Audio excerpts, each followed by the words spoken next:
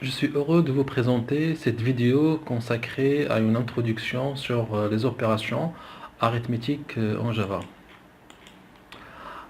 Alors, d'après ce tableau, on va voir les différentes opérations, les différents opérateurs arithmétiques. Donc, à savoir, il y a l'addition, la soustraction, la multiplication, la division et le modulo, qui est le reste de la division.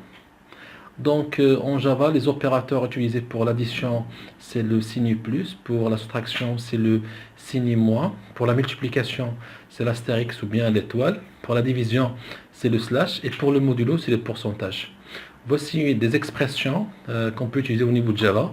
Par exemple, pour la somme, donc on va faire f plus 7 par exemple, p moins c. Pour la multiplication, b fois m, la division x sur y. Et pour le reste de la division de R par S, on utilise le pourcentage. On peut utiliser aussi les parenthèses qui interviennent dans les expressions Java.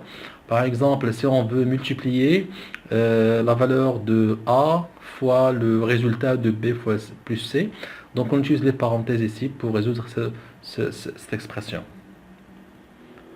Alors, passons maintenant à une chose très importante dans les opérations arithmétiques, ce qu'on appelle c'est l'ordre ou bien la séquence d'exécution des opérateurs.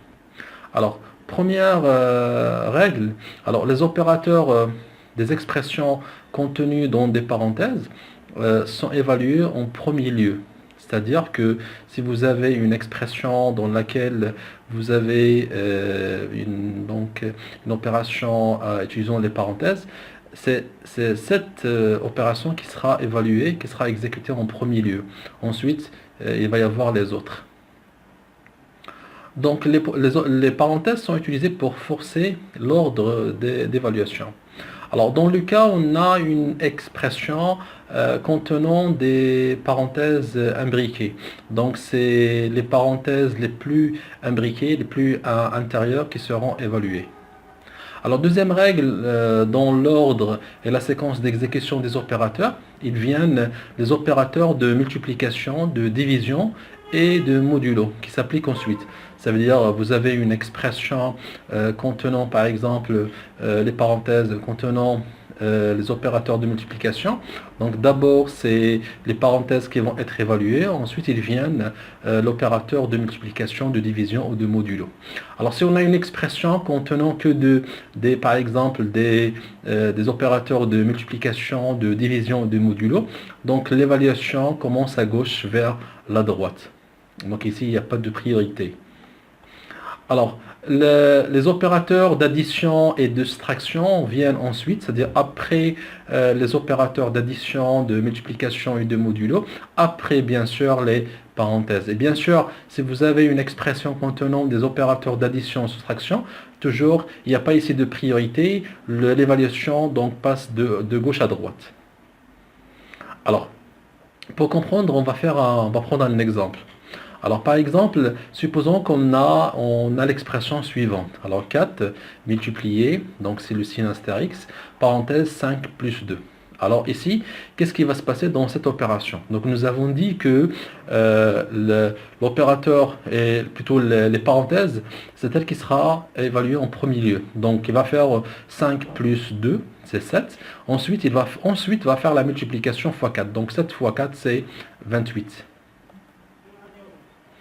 Passons à un deuxième exemple. Supposons qu'on a 4 fois 5 plus 2, entre parenthèses, moins 8.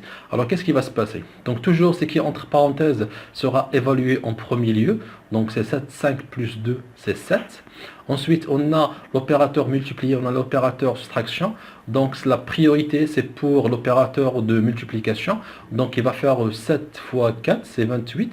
Ensuite, il va faire la soustraction moins 8, ce qui nous donne 20. Un troisième exemple, supposons qu'on a ici 4 fois 8 sur 16. Alors vous remarquez que dans cette expression, on a l'opérateur multiplication et l'opérateur de division. Donc ils ont le même ordre de priorité. Donc qu'est-ce qui va se passer? Il va commencer de gauche à droite. Donc il va faire 4 fois 8, c'est 32, divisé sur ça donne 2.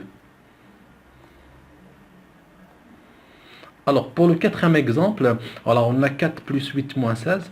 Même chose ici, on a les opérateurs d'addition ou de soustraction, c'est même ordre de priorité. On va commencer de gauche à droite. Donc 4 plus 8, c'est 12, moins 16, c'est moins 4. Un autre exemple pour comprendre davantage, alors soit par exemple l'expression d'un polynôme de second degré, donc ax carré plus bx plus c.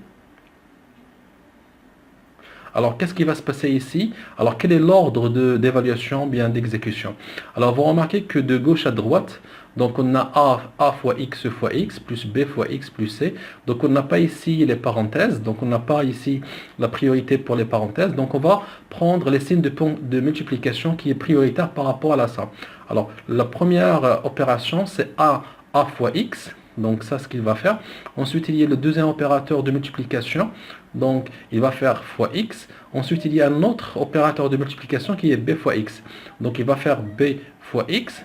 Ensuite, il va faire l'addition. Donc, c'est le quatrième ordre. Ensuite, il y a la dernière opération de somme, c'est là. Et à la fin, le résultat va le mettre dans la variable y. Alors, pour une bonne pratique d'utilisation des parenthèses, donc l'usage des parenthèses dans des expressions arithmétiques, même si ces parenthèses ne sont pas obligatoires, permet d'améliorer la lisibilité de ces expressions. Donc, il est conseillé d'utiliser les parenthèses, même s'ils ne sont pas obligatoires. Alors, quel est l'objectif? L'objectif, c'est de rendre et d'améliorer la lisibilité de l'expression. Alors, l'exemple de polynôme de second degré, donc on n'est pas obligé de mettre les parenthèses, mais on peut mettre les parenthèses comme ce que vous voyez ici. Voilà en ce qui concerne les opérations arithmétiques en Java. À bientôt.